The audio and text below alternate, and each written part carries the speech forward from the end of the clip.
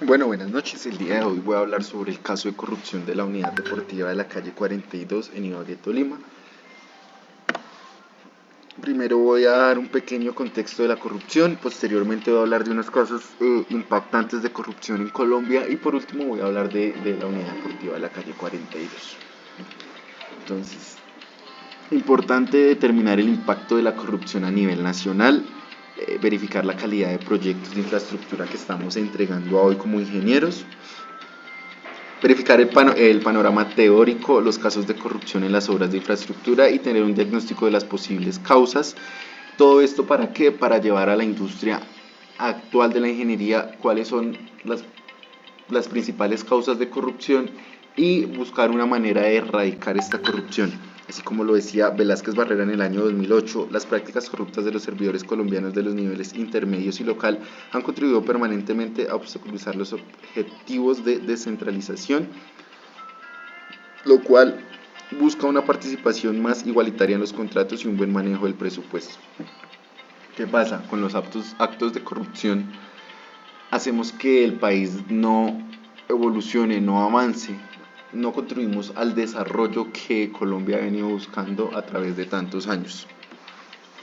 La ética versus la corrupción. Algunos de los profesionales colombianos siempre buscan satisfacer sus necesidades personales, enriquecerse, no buscan el bien común sino un bien propio. Todo esto hace que se vean afectadas distintas comunidades, distintas poblaciones, personas que no tienen nada que ver, sino están buscando es tener una mejor calidad de vida.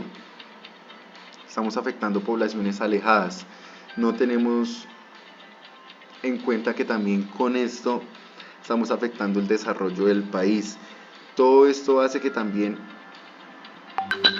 estemos quedando mal ante la comunidad internacional, porque otros países ven los casos y hacen que distintos empresarios que quieren invertir en proyectos colombianos no lo hagan por el miedo a que estos fondos se desvíen. Uno de los casos más controversiales en Colombia es el caso de corrupción en la vía La Línea. Debemos tener en cuenta que esto es una vía arteria al centro del país, en la cual se transportan cientos de vehículos de carga, tanto a llevar material, materia prima, productos, como a importarlos. Todo esto hace que esta sea una de las vías más importantes del país. En el año 2008 se inició el proyecto piloto del túnel que conecta Bogotá con el puerto de Buenaventura con el centro del país. El presupuesto inicial era de 650 mil millones de pesos. Todo estaba a cargo del arquitecto Carlos Collins, quien solicitó 4 prórrogas al contrato inicial. En el año 2016 el Invías decidió no renovar este contrato y seguir el contrato al consorcio de la línea. Este caso ha llamado mucho la atención en el país porque llevamos 15 años con el objetivo de poder finalizar este importante proyecto y es la fecha que no se ha finalizado. Y algo que es muy importante y es que se ha reportado que hay una mala estructuración, que los estudios de suelo que se realizaron no fueron los mejores, que hay un mal diseño de la vía. Otro de los casos importantes es el del edificio Space, es que después de varios estudios, uno de ellos de la Universidad de los Andes en el año 2014, se determinó que el edificio no cumple con los diseños mínimos de normativa y ni del diseño estructural.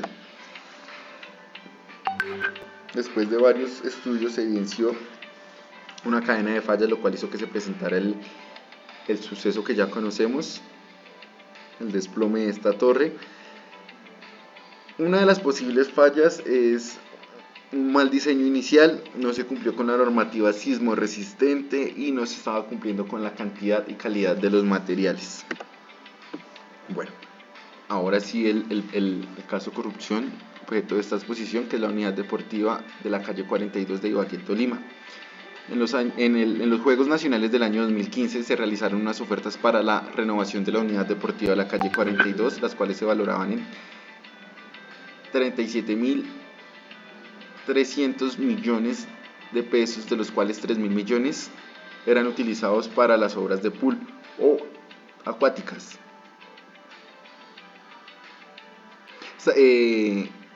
Luego se realizó una extensión del contrato hasta mediados del año 2016, pero con recursos adicionales. Se trató de un trabajo que el contratista no hizo porque no fue aprobado y no se dio ningún plazo de gracia para la entrega posteriormente. Luego se retomaron las obras bajo el gobierno del señor Guillermo Alfonso Jaramillo, pero el proyecto también fracasó. La construcción resultó en mal estado, resultó dañada. Se dejó el diseño que se tenía inicialmente porque se consideró que cumplía con los requisitos mínimos para su uso de las competencias nacionales. Por otro lado, las especificaciones de diseño significaban que pruebas o deportes como la natación sincronizada, la natación artística, por decirlo así, estaban condenadas a desaparecer o quedar limitadas a unas categorías más bajas.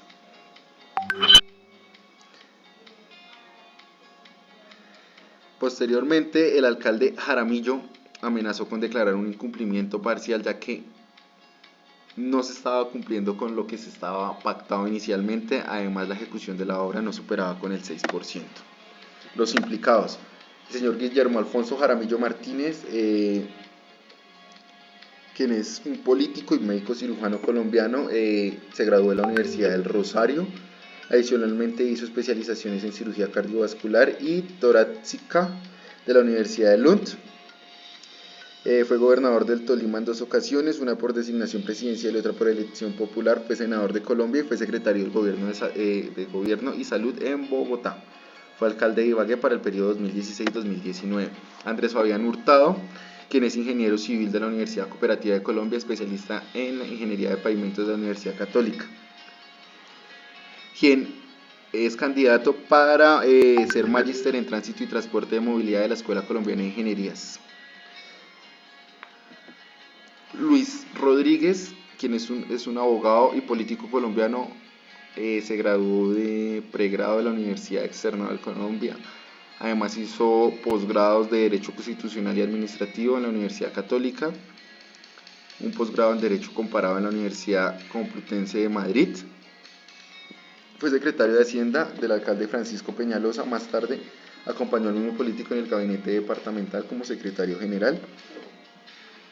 Jorge Alexander Pérez Torres, quien es el contratista, es más conocido como el chatarrero. El Instituto Municipal de Deportes IMDRI le otorgó el contrato 074 el 11 de marzo del 2015 por un valor de 37.000 millones para la construcción de la unidad deportiva de la calle 42, lo cual no se llevó a cabo a buen término. ¿Qué dilemas tenemos? Unidad deportiva de la calle 42 en Ibagué. Todo esto se originó cuando el gobierno, con el fin de tener un buen fin con los Juegos Nacionales, realizó la bolsa común para la construcción y remodelación de los escenarios deportivos para las justas del año 2015. La meta era que la capital del Tolima albergara 31 disciplinas deportivas para el año 2015. Esta licitación tenía a cabo como la remodelación de la unidad deportiva de la calle 42. Vemos que la corrupción ha sido un tema preocupante para la vida política, económica y social del país. De algunas áreas donde se ha observado corrupción, en las cuales incluye tristemente funcionarios del gobierno, de la administración pública, la fuerza policial y de diversos sectores. El gobierno colombiano, después de evidenciar tanta corrupción, ha tomado medidas para abordar esto y que los contratos sean más transparentes. Sin embargo, la erradicación completa de la corrupción es un desafío que lo debemos combatir día a día, ya que requiere diversos esfuerzos, no solo del gobierno, sino de todos, de nosotros como ciudadanos del común. Miramos las condenas. Se condenó al exgerente del instituto, a Carlos Ángel, a una pena que lo priva de la libertad 12 años, además de una destitución e inhabilidad, la cual profirió la Procuraduría General. una condena de 36 años contra el abogado Orlando Arciniegas Lagos, quien fue el cerebro de este caso. Todavía hay ciertos implicados los cuales están en estudio de caso. Verificamos los incumplimientos de la ley 80. Se incumplió el artículo 4 con el parágrafo primero, ya que no se realizó una ejecución idónea y oportuna de la obra. Parágrafo 4, ya que no se adelantaron revisiones periódicas al adelanto de la obra. Además del término moral, nosotros como ciudadanos, como profesionales, debemos tener una moralidad y debemos ver qué estamos haciendo bien y qué no lo estamos haciendo. Análisis de la problemática. La corrupción en Colombia ha afectado a diferentes niveles de gobierno y múltiples sectores, incluyendo la infraestructura y la contratación pública y política. Vemos que por más mínimo que sea el recurso que yo me adueñe, el recurso público, estamos afectando. No solamente es tener un dinero, sino que debemos tener en la conciencia de que con este dinero de pronto no se invirtió en la calidad adecuada de los materiales. Podemos hacer que con esto se destruyan vías, el posible colapso de edificaciones, teniendo heridos y lo más triste, teniendo víctimas fatales. Hay una falta de transparencia y una supervisión inadecuada. No hay tantas sanciones como se espera. Esto es una problemática social que no es desconocida y lleva muchos años acá en Colombia. El reto debe ser crear un código de ética para ingenieros civiles, centrándolo en el campo de la ingeniería, ¿sí? Lo cual sea basado en pilares filosóficos, en pilares éticos, en pilares morales.